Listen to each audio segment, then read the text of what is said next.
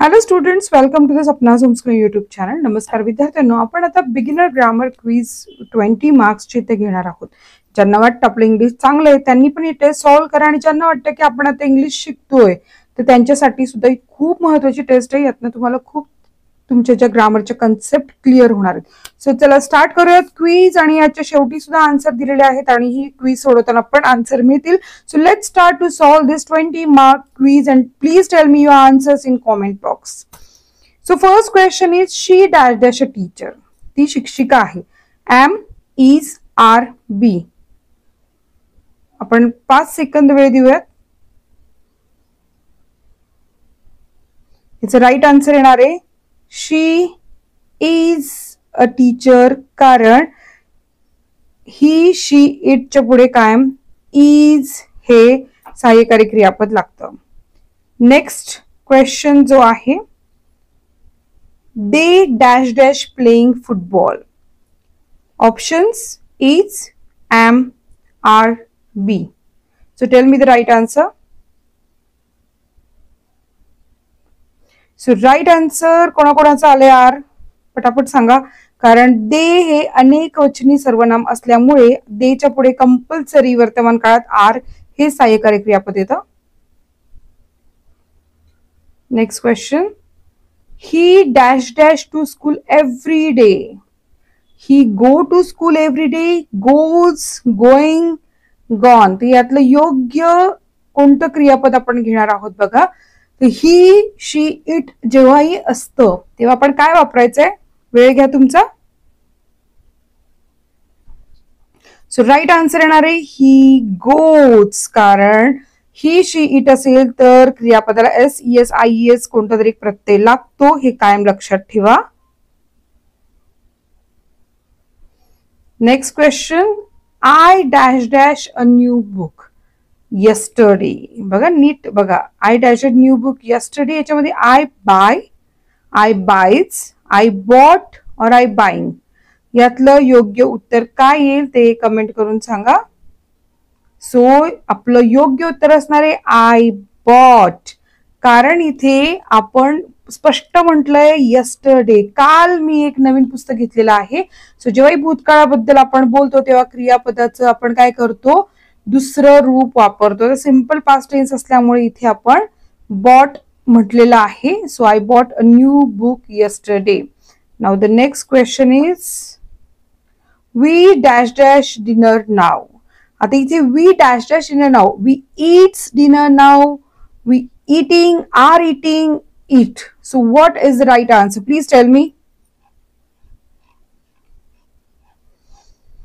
C, जेव्हाही वाक्यामध्ये आयएनजी प्रत्यय लागतो त्यावेळेला कंपल्सरी आयएनजी प्रत्यय लावताना आपलं सहाय्यकारी क्रियापद घेणं गरजेचं आहे. आणि सहाय्यकारी क्रियापदामध्ये एम, इज आणि आर हे सहाय्यकारी क्रियापद आहेत. सो आपण जेव्हा उत्तर लिहिणार, वी हे अनेक वचनी करता असल्यामुळे आर इटिंग हे योग्य उत्तर आहे. किती लोकांचं आलंय सांगा. नेक्स्ट क्वेश्चन जो आपला येणार आहे, शी हॅज डॅश डॅश अम्ब्रेला.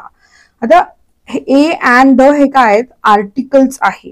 तर आर्टिकल म्हणजे उपपद आहेत. शी हॅज ए अम्ब्रेला का an umbrella. So tell me the answer. So ज्यांनी अन हे लिहिले परफेक्ट आन्सर आहे, कारण ए ई आय ओ आणि यू हे स्वर आले की, स्वरांनी सुरुवात होणारे वर्ड्स आले की आपण कंपल्सरी अँड हे आर्टिकल वापरतो, लक्षात ठेवा. Now the next question is, there dash dash some apples in the basket.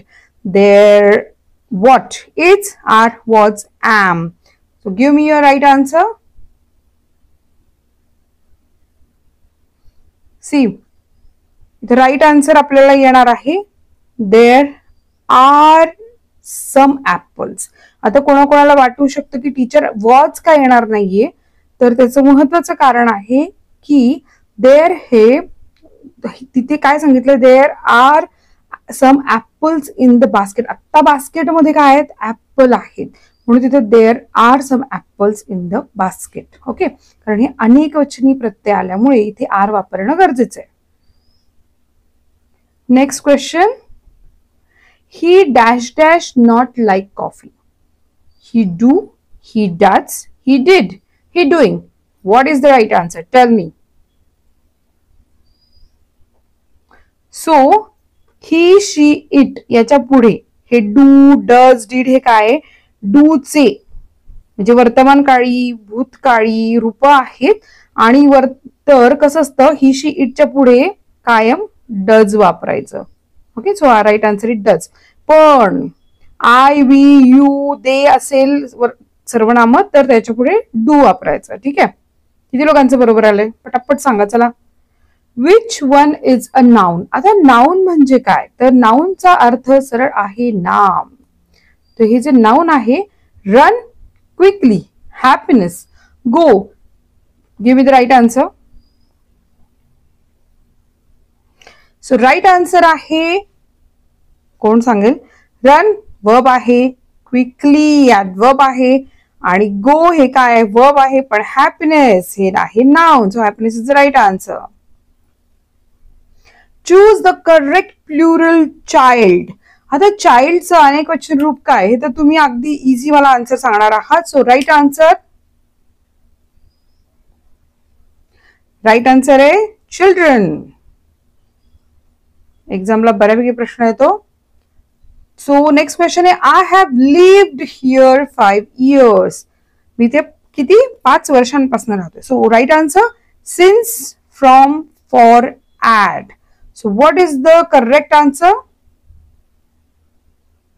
So right answer आपलं आहे I have lived here for 5 years. Now the next question is can you help? Can you help I, me, my or mine? So right answer is can you help me? मला मदत करतो का? Next. This is dash dash pen. Me, mine, my, I. So this right answer is this is my pen. So it's my pen. Okay. Next question is she is dash dash than her sister. So she is tall than her sister. She is more tall, taller or tallest. So what is the correct answer? See, in this sentence here is comparison. दोन लोकांमध्ये तुलना झालेली आहे त्यासाठी आपण काय वापरणार taller. So she is taller than her sister, right? Now the next question is he dash dash a song right now. So sing, sang, is singing or singing. तर तो आत्ता गाणं गातोय. So right answer. So is singing ज्यांनी ज्यांनी लिहिले correct आहे कारण ही, शी, इटच्या पुढे is हे सहाय्यकारी क्रियापद वापरायचं. Next question is dash dash you like ice cream.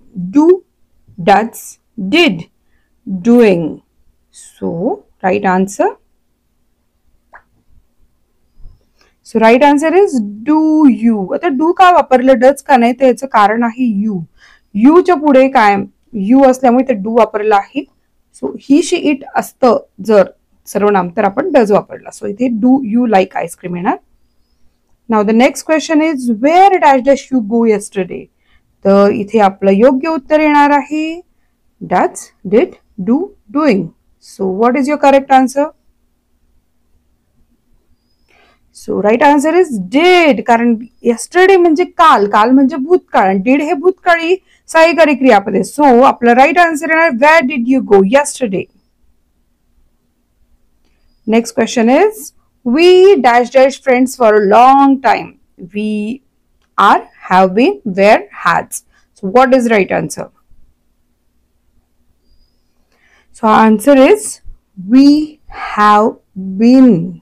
इथे have been वापरायचं कारण असं आहे we are friends. कोणी कोणी म्हणाल की टीचर आर नाही येणार का तर एक लक्षात घ्या त्यांनी स्पष्ट काळ सांगितलं की we are friends for a long time नाही. We have been friends for a long time. खूप काळापासूनचे मित्र आहोत हो ना. म्हणून इथे आपल्याला वी हॅव बीन घेणं गरजेचं आहे.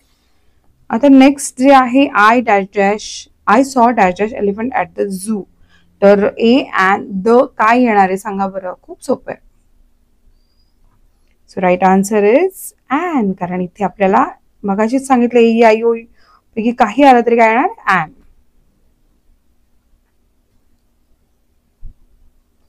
Okay, now the last question is, he usually dash dash tea in the morning. Drink, drinks, drinking, drank. आता ट्रिकी क्वेश्चन आहे बरं का थोडासा. काय येणार आहे? So he usually drinks tea in the morning.